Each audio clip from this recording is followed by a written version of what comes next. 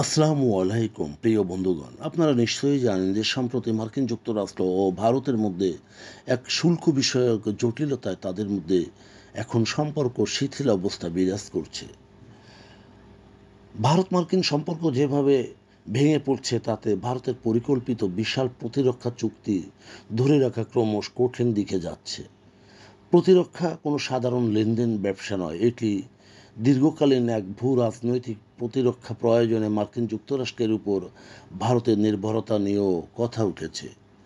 প্রতিরক্ষা ক্রয়ের সাথে থাকে ক্ষুদ্র যন্ত্রাংশ, মেরামত, রক্ষণাবেক্ষণ ও পরিচালনা, যা ক্রেতা দেশ বহু বছর ধরে সেটির ব্যাখ্যা পেয়ে থাকে।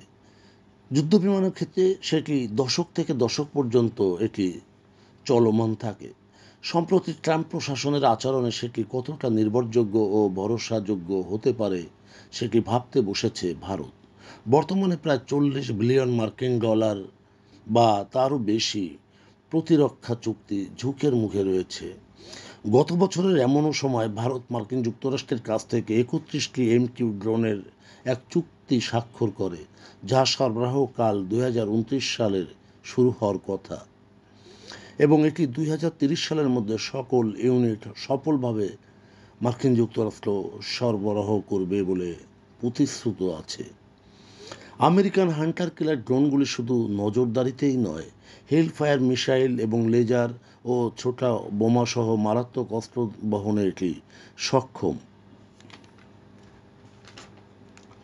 22টি অ্যাপাচি হেলিকপ্টারের অর্ডার মার্কিন যুক্তরাষ্ট্র সফলভাবে এটি সরবরাহ করে এবং 2020 সালে ভারত সেনাবাহিনীর জন্য আরও 6টি অ্যাপাচি হেলিকপ্টার অর্ডার করে, যা প্রায় $600 মিলিয়ন মূল্যের, যদিও এটি এই বছর নাগাদ পাওয়া যাবে। 2021 সালে ভারতের মহাকাশ সংস্থা হিন্দুস্তান অ্যারোনটিক্স 99টি জেনারেল ইলেকট্রিক GE-F404 ইন-20 ইঞ্জিন সরবরাহের জন্য চুক্তি স্বাক্ষর করে, যা প্রায় $700 মিলিয়ন মূল্যের। এই ইঞ্জিন ভারতের LCA তেজাস MK-1 যুদ্ধবিমানগুলিতে শক্তি প্রদানে সংযুক্ত করার জন্য তৈরি করা হয়েছিল।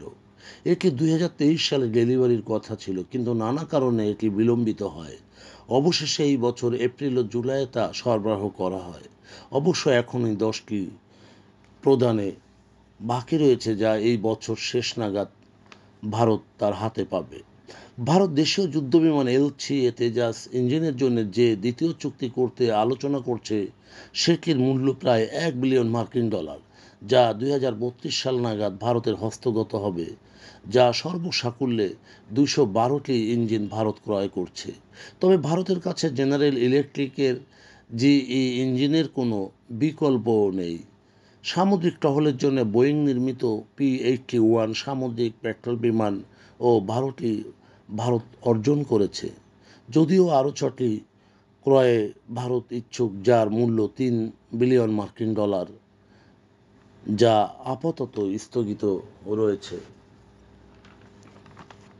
এছাড়াও জ্যাভলিন এন্টি ট্যাঙ্ক ও গাইডেড মিসাইলের জন্য 50 কোটি থেকে $1 বিলিয়ন সমপরিমাণের এক চুক্তি হয়েছে, যা স্ট্রাইকার ইনফ্যান্ট্রি কম্ব্যাট ভেহিকলসের জন্য 3টি পর্যায়ে প্রায় $1.5 মিলিয়ন মূল্যের 530টি ভেহিক্যাল ক্রয়ের প্রস্তাবনাও ছিল, যা রাশিয়ার পুরানা যান থেকে ছেড়ে আসার এটি ছিল একটা প্রয়াস।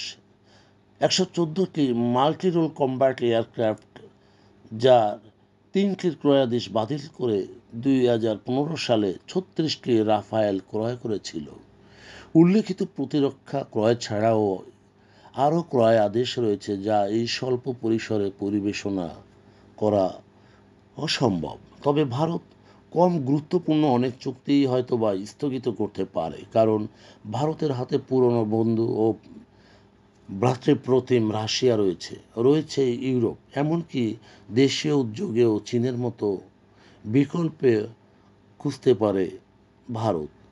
সমস্যা সংকুল হলে ভারত হয়তোবা $1 বিলিয়ন এই চুক্তি নিয়ে স্থগিত করে এক ধরনের মধুর প্রতিশোধ নিতে পারে। প্রিয় বন্ধুগণ, যদি আমাদের এই তথ্য গল্প আপনার ভালো লাগে তাহলে লাইক এবং শেয়ার দিন, এবং এখন আজ আমাদের সঙ্গে থাকার জন্যে ধন্যবাদ, এবং আমাদের ফলো দিন এবং সাবস্ক্রাইব করুন।